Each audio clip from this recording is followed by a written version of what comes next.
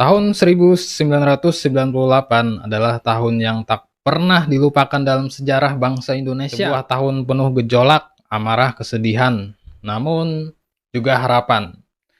Tahun ketika rakyat Indonesia bangkit dan bersatu menuntut perubahan dari sebuah rezim yang telah berkuasa selama 32 tahun.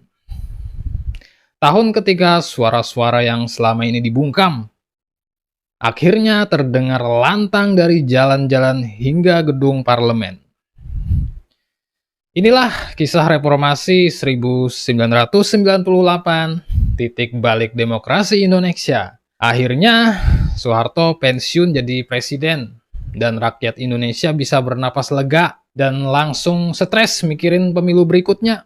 Karena siapa yang dipilih jadi presiden, bisa jadi yang terpilih adalah yang paling banyak dijual kaosnya. Bukan yang paling banyak ide jitu buat negara. Dan jangan lupa janji kampanye adalah hutang yang harus dibayar dengan senyum manis dan wajah memelas di media sosial. Awal dari sebuah ini adalah pada tahun 1997. Ketika krisis moneter mulai melanda Asia, negara-negara seperti Thailand, Korea Selatan, dan Indonesia mengalami kejatuhan mata uang yang drastis. Rupiah anjlok, harga-harga naik, dan kesabaran rakyat mulai tipis.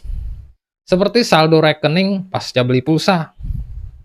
Efek domino ekonomi yang bikin rakyat kecil jadi ahli menghitung pengeluaran, tapi lupa menghitung pendapatan. Namun Indonesia terkena dampak paling parah. Nilai tukar rupiah yang semula berkisar di angka Rp2.500 per dolar loncat seperti kuda menjadi lebih dari Rp15.000 per dolar hanya dalam beberapa bulan.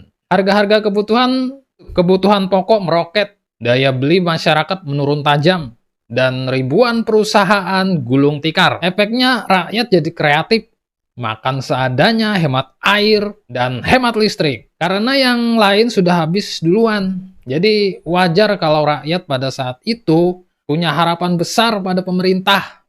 Tapi yang didapat malah PR besar untuk bertahan hidup. Pemerintah seperti sulap, tapi yang keluar bukan kelinci.